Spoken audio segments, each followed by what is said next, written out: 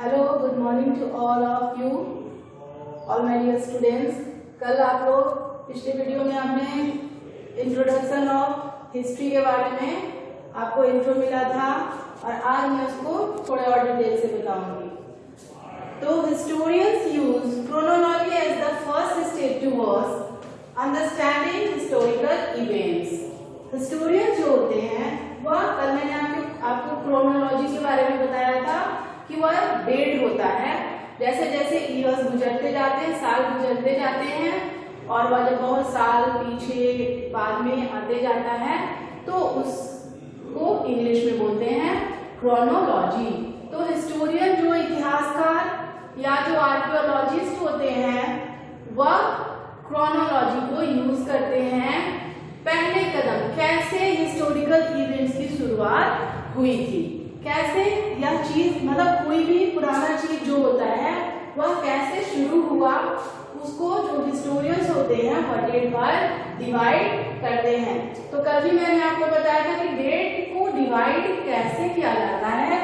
सबसे पहले जब हंटर गैदरर्स आए, जब मानव का विकास हुआ होगा तो उस टाइम कोई पढ़ा लिखा नहीं था और कोई शब्दों के बारे में, अक्षर के बारे में, भाषा के बारे में नहीं जानता था, तो लैंग्वेज का डेवलपमेंट नहीं हुआ था।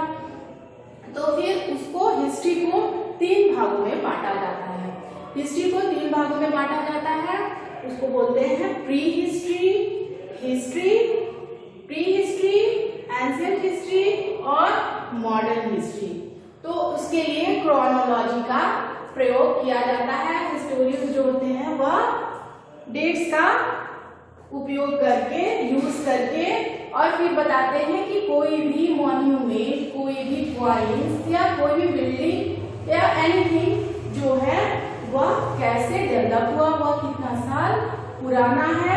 तो जब ईसा की मृत्यु हुई और जब ईसा के जन्म के पहले, तो ईसा के आने के बाद, ईसा मतलब कि जीसस क्राइस्ट, जीसस क्राइस्ट के जन्म के बाद लोगों ने एक कैलेंडर बनाया जिसको क्रिश्चियन कैलेंडर बोलते हैं, क्योंकि Jesus Christ is the founder of Christianity. ईसाई धर्म का उन्होंने आगमन शुरू किया विश्व में और उनके जन्म के बाद से हम लोग उस समय को बोलते हैं ईसा सन। हिंदी में उसको बोलते हैं ईसा सन।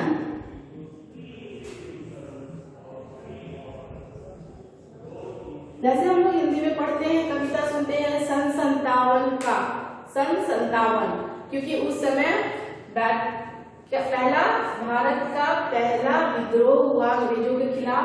तो आपने सुना होगा ये शब्द। वैसे आजकल के बच्चे जानते नहीं कि ईसा सन क्या होता है, तो उनको बता दूं मैं।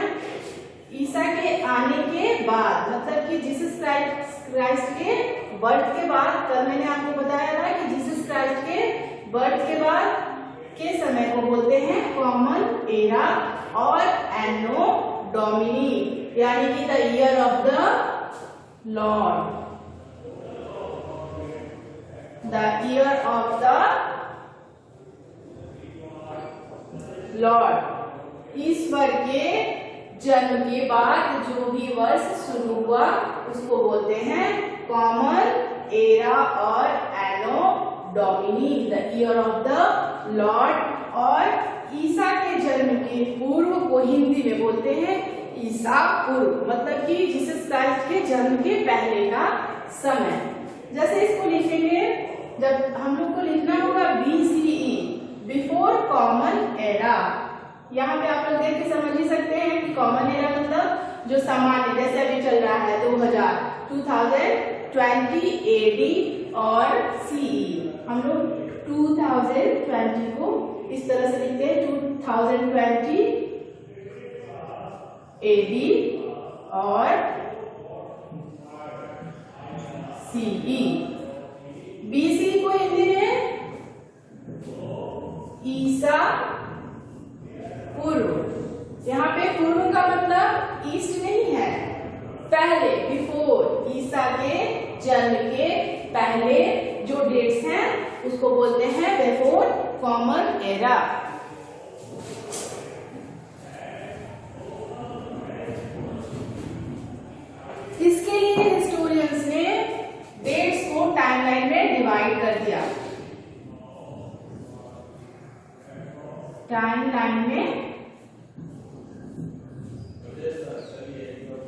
डिवाइड कर दिया।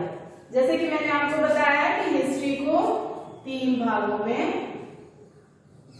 बांटा गया है, प्री हिस्ट्री,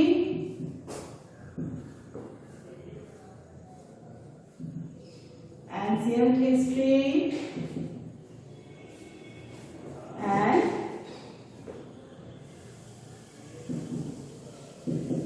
हिस्ट्री। आगे की क्लास में हम लोग पढ़ेंगे कि हिस्ट्री को भी 3 भागों में बांटा गया है, मॉडर्न, मिडाइवल और जो अभी हिस्ट्री चल रहा है। तो इसको हम लोग बाद में पढ़ेंगे, लेकिन मैं इसको आपको बता दूं, इसको प्री हिस्ट्री होता है। जैसा कि कल आपको मैंने बताया था कि प्री हिस्ट्री जो है उस समय कोई भी रिटन रिकॉर्ड्स या मॉन्यूमेंट्स या बिल्डिंग्स कुछ भी नहीं थे, क्योंकि वह 40,000 ईसा पूर्व की बात है, बिफोर कॉमन एरा, मतलब कि 400 million years ago pre history existed. उसके बाद एंशिएंट हिस्ट्री 0 to 6 CE, जब थोड़े बहुत आर्टिफैक्ट्स मिले हुए हैं, मॉन्यूमेंट्स है, बिल्डिंग्स हैं, क्वाइंस हैं, तो वह एंशिएंट हिस्ट्री। और जब से लिखने वाले कुछ लिखे हुए चीज मिले, किताब मिले, तो वह कहलाने लगा हिस्ट्री। इसको टाइमलाइन में बांटा गया इस तरह से।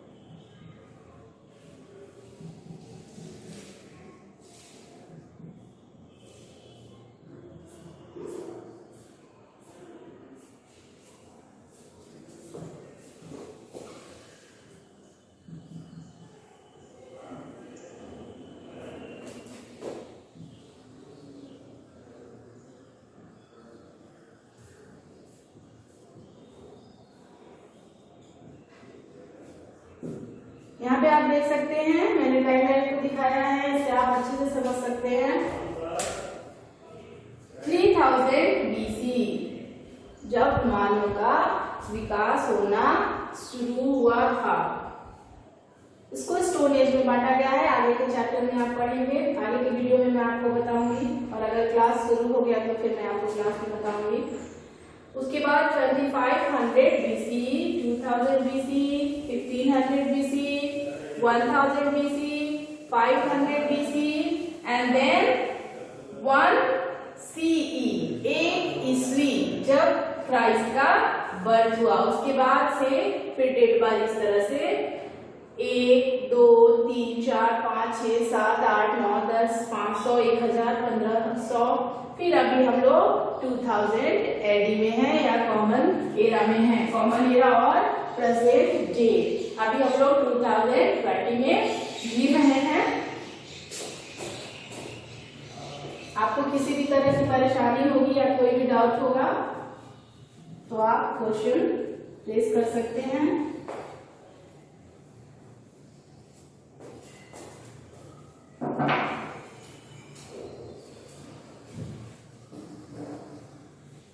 अब हम लोग जानेंगे कि ये हिस्ट्री के बारे में कैसे पता चला कि ऐसा कुछ होता था। तो इसको जानने के लिए हमें सोर्सेस के बारे में पढ़ना होगा। तो सभी बच्चे जानते हैं कि सोर्सेस मीन्स क्या होता है, what is source.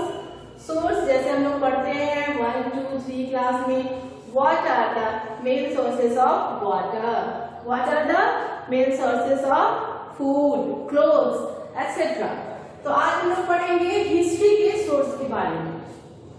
What are the sources of history? History के सोर्स क्या है? हिस्ट्री के सोर्स क्या है? हिस्ट्री के बारे में हमको कैसे पता चला और हम कैसे जानेंगे कि हाँ इतना साल पुराना ये चीज है, ये बिल्डिंग इतने पुराने हैं, ये जमीन इतने पुराने हैं, या ये वैली, प्लेट्यू, रिवर कितने साल पुराने हैं। तो कुछ चीजें हम लोग बातों से, कुछ चीज हम लोग कहानी में सुनते हैं तो हमको पता चलता है, कुछ लोग बताते हैं तो पता चलता है, और बुक्स पढ़ते हैं तो उनसे पता चलता है, अब तो वीडियो देखते हैं तो उससे भी पता चलता है। तो हिस्ट्री के सोर्सेस हैं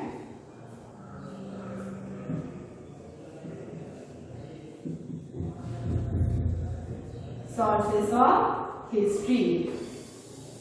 हिस्ट्री के मेन की सोर्सेस हैं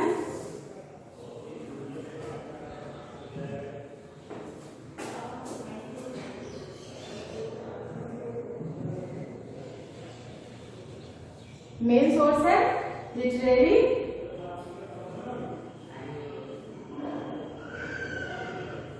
सोर्सेस, फिर है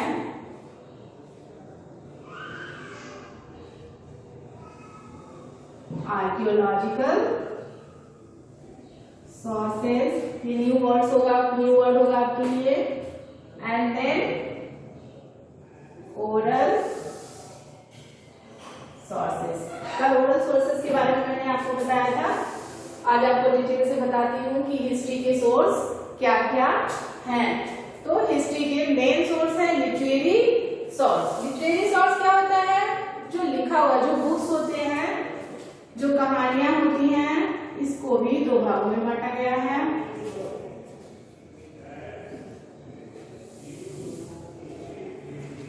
फॉरेन अकाउंट्स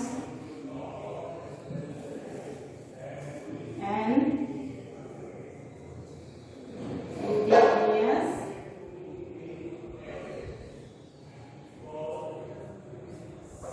सोर्सेस। आज हम लोग इसके बारे में डिटेल से पढ़ेंगे।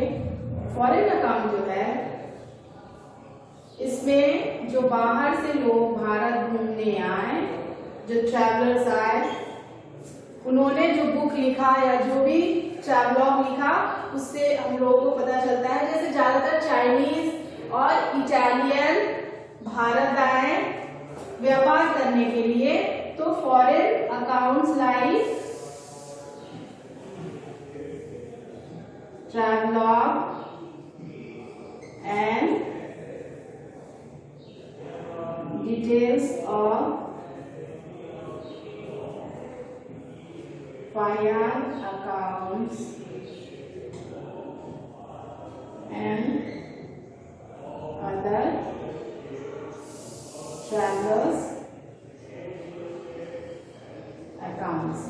इंडिजिनियस सोर्सेस में आपको दो तरह के सोर्सेस आते हैं, एक होता है रिलीजियस एंड दूसरा होता है सेक्युलर सोर्सेस। रिलीजियस अकाउंट्स में, रिलीजियस सोर्सेस में हम लोग जैसे महाभारत है, रामायण है, वेद है, पुराण है, या जो भी धार्मिक किताबें हैं, उससे हमें पुराने जमाने के बारे में पता चलता है।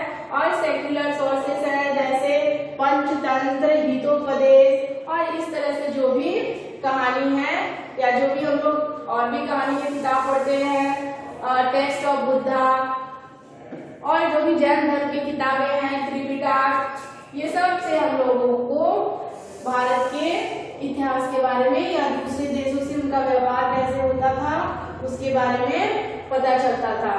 उसके बाद हम लोग पढ़ेंगे archaeological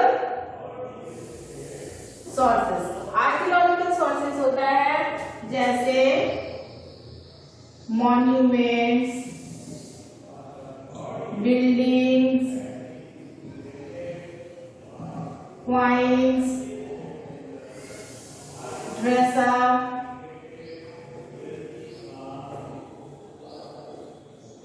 monuments, building, coin, artifacts, etc. इसमें मॉन्यूमेंट मतलब जो इमारतें, जैसे कुतुब मीनार है, जैसे हम्पी का किला है, जैसे हम्पी की गुफाएं है, अजंता एलोरा केव्स है, इसके बारे में आपने पढ़ा होगा अजंता एलोरा केव्स के बारे में कि यह महाराष्ट्र में है। आपने स्टैंडर्ड 4 में इंग्लिश में पढ़ा होगा कि महाराष्ट्र में अजंता एलोरा की गुफाएं हैं जो बौद्ध धर्म के बारे में अच्छे से विस्तार रूप से डिटेल्स के बारे में बताता है। तो मॉन्यूमेंट देख के पता चलता है कि यह कितना साल पुराना है और उस टाइम लोग कितने डेवलप थे, कितनी बड़ी बड़ी बिल्डिंग थी और उसको किस तरह से कलरफुल बनाया गया था। ग्रीन कलर का इस्तेमाल हुआ, फ्लावर से, चावल के आटे से और उड़द दाल के आटे से उस समय पेंटिंग्स बनाई जाती थी और दीवारों को चिपकाया जाता था। क्वाइन, सिक्के, पुराने जमाने के सिक्के से पता चलता है कि उस समय लोग सोने चांदी का इस्तेमाल करते थे।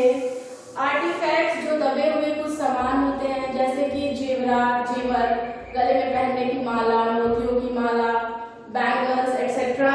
तो ये सब देख के पता चलता है कि जब दबे हुए जब खुदाई होती है और जब अवशेष मिलते हैं या फॉसिल्स मिलते हैं तो उससे पता चलता है कि उस टाइम के लोग क्या पहनते थे, क्या खाते थे, जैसे कि चावल, गेहूं, दबे हुए उनके फॉसिल्स मिले और उससे पता चला कि यह उस जमाने में भी लोग जौ का इस्तेमाल करते थे, गेहूं का इस्तेमाल करते थे। बहुत सारे खिलौने इंडस वैली सिविलाइजेशन से मिले जिसको आगे आप लोग अगले चैप्टर में पढ़ेंगे।